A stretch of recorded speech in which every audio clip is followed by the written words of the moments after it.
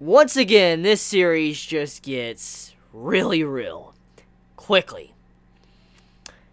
I just want to say, shout out to that teacher that was introduced in this episode. Shout out to him. That was such a good way to introduce a new character, especially for what he said to the parent. When he's like, well, where's your proof? Where's your proof that Hina is lying? Where's your proof that your child is telling the truth? And I'm like, I was like shocked. I was like, whoa. Like, this man going in. He going in for the throat. Like, going for that woman's life. That's what the teacher just did. He went for her life, okay? When he said those words, when he's like, you said, Hina's, her sister needs proof. Akari needs proof and all that. But where's your proof? Where's your proof? Where's your proof that, Hina's lying? Where's your proof that your daughter is telling the truth? You don't. You just trust your child because it's your child. And I'm like, bro, yo, this man went for her life, okay? Like I said, he went for it. He legit went for it. He was not backing down. Much respect to that character. So much respect. I'm like, what a great character to introduce. I mean, there's so many good characters in this series, and that character introduction, spot on. So, this episode, once again, was very real. And it's one of the greatest things about March Comes In Like a Lion. It can sometimes get too real for its own good, and that's what this episode was. The entire segment with Akari feeling, self-doubt, to what Hina did, to, the teacher that broke down, to the new teacher, to the parent of the bully and all of that. Just all of these things. It was very, very real. And I was so mesmerized by how good this episode was. Because every time I watch a new episode of March Comes In Like a Lion, I'm just left sitting down and thinking, like, how is this series not that popular? It is something that bugs me. You do not know how much that bugs me. I know that they're, like, everybody that watches the show, they love it. I know that. They're like, anyone that has watched the show, they like it. I haven't really seen many say that this series is bad. However, it saddens me that this is such an underrated series and not many people watch it. It bugs me. You do not know how much that bugs me because of how good this is. Like, an episode like this is by far the best episode I've ever seen handle bullying. It is the best. And there's so many anime out there that focus on this subject. There's so many. There is a lot. I mean, there's new episodes that come out every season that focus on this subject, and it doesn't handle it right. It doesn't do it right. You either have a character being very violent going in doing this, or yelling at the person, or that bully becomes the person's friend, something like that. Just, they never really handle it in a good way, or a realistic way, and a realistic approach, and that's what March Comes In Like a Lion does. And this episode just how is this so underrated? Beginning on topic, though, let's talk about this scene with Hina, okay? The beginning of the episode when she walked up and confronted the bully. That was by far one of the best scenes of the episode. Besides the teacher that was introduced, the reason why that was one of the best is because that is one of the best things you could do. If someone's bullying you, the best thing to do is to stand up to them. Just stand up to them, look them in the face, and ask them why, or why you do this, why you blame me for this, or whatever. Just confronting the individual. And that's what Hina did. She did not back down. She did not just, go in her corner and start being shy and, just whispering to herself or being very gloomy. She just straight up walked up to the individual and is like, why? Why are you lying? Why are you saying that? Why are you saying I'm doing this? What are you whispering? Talk to my face. Talk loud enough for everybody can hear instead of just me because of your whisper.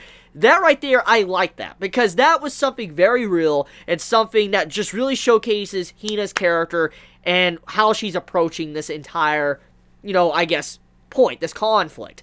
For instance, she is not using aggression against the bully. Because if she was to go up and just wham, right then and there, that would have just served a point to show that she would have won. The bully would have won. She would have gotten what she wanted. Because if Hina would have done that, if she would have struck her, that was enough proof for Hina to get in trouble. That would have been proof. And so regardless of whatever Hina says and saying that she was the bully or whatever, like the person that, you know, she punched was the bully, it doesn't matter, because at the end of the day, she's the one that laid the first hands on the individual, and so she is going to look bad. She is going to look like the bully. She's going to look like the bad person. So Hina not doing anything, she just gets up in her face and just like, why are you doing this? That right there was a very good way to handle it, and I just want to say, congrats, Hina. Just really good stuff. I love her character for that. It was a great way to showcase what type of person she is. Now let's talk about the teacher. So the teacher, I'm not talking about the new teacher that's introduced. I'm talking about the, you know, the lady. So the lady, I feel for her, I do. But I still think she brought all of this upon herself. That's my personal opinion there. Let me explain why. The reason why I think she brought it all upon herself is because when you become a teacher, now I'm not a teacher, okay? I'm saying this with my limited knowledge, okay? I mean, if you're a teacher and you watch my videos, you probably have a lot more insight than I do. However, from my limited knowledge and just common understanding, if you're going to become a teacher, obviously you're going to have to deal with something like this. You're going to have to deal with bullies. It's going to be a common thing. I mean, it just happens. And this doesn't just happen in elementary, middle school, and high school, or even college. This happens in all shapes and forms of life. You have it to where there's people in workplaces and stuff that bully an individual. It just happens. That's how it works. And so this is not something that you're going to be able to escape from. And if you're becoming a teacher, you're becoming like this symbol, a part of the classroom to kind of uplift the class and be that pillar for them to learn, you got to understand that you're going to have to tackle these problems. You're going to have to be able to confront them and handle them. And so the teacher, her overall way she handled the situation, it's kind of her own fault. It was self-inflicted. She caused it upon herself. However, I do feel bad for her because we also got to realize that she has probably been teaching for many, many, many, many years. And if you have taught many, many different classes, like let's say you taught 5 to 8 different classes and all that, obviously, you're going to start to see something. You're going to start to think to yourself, like, what's the point? I mean, every single year, I think I'm making a dent and changing things, but I keep seeing more and more people just doing the exact same mistakes. They keep being awful people, bullying people, not standing up. That obviously will wear you down, tear you down, and make it to where you just feel like everything's pointless. You shouldn't do it. And so, when you look at the situation from that point of view, there were so many things building up for so long that the teacher just finally snapped, finally broke down, and just couldn't handle it anymore. Just so much stress, she collapsed. And that's basically what happened. And so, because of that, we could basically say that the teacher, I feel for her and how she broke down, but it was self-inflicted. If she was going to choose a job like that, she should have understood that that was a part of the job description. So, yeah. Anyways, though, I do like the fact that when the new teacher was introduced and what he said to the classroom was very true. And what I mean is when you had some of the students complaining and all that, saying that, like, they don't have time for this, or the new teacher, or, you know, they're trying to go for their exams to get into high school, some of them were kind of complaining, and then the teacher, you know, steps up and is like, there's a problem, a part of this class. And I know you're all prepping for, you know, your high school entrance exams and stuff. I know you're all getting ready and stuff. But here's the thing, though. There's a problem with this class. Out of all of you students, over 30 plus of you students, there's a bullying problem. Someone even had to leave a while back. But no one ever stepped up and said anything. And so, technically, the problem you're now facing with, you know, parent-teacher conferences to, you know, me having to come in now, this is because of all of you. You brought it upon yourself. And I like how he stated that. He's like, if you all would have stood up and said something, then guess what? Everything would have been fine. You know, you would have probably not been in this situation. Everything would have been fine, and you wouldn't have to worry about these small matters that are now impacting your life. I like that. I really like that. And it just shows that their choices led to the consequences of what they're currently going through right now. Now let's talk about the parent-teacher conference, okay? So Akari's actual, her position in this episode, I was a little bit upset with her. I'm not gonna lie, I was a little bit upset with her, but at the same time, it was realistic. It was a very realistic approach to it, because just because she is the older sister to Hina, and Hina has showcased a lot of qualities that she can handle a lot, doesn't automatically mean, even though Akari is older, that she could be able to handle it. It just There's just no way. And so, I like how realistic that approach was done as well. Akari has this self-doubt to where she feels like she's not that good of a mother figure for the, her younger sisters, and she's trying to make it up to, be that place, that mother figure for them, and she sometimes feels like she isn't that good at all at it. And we see that in this episode where she tries to stand up, tries to say something, but she went blank. She just went completely blank. She didn't know what to say, and she just lost the entire argument against, the bully's parents. And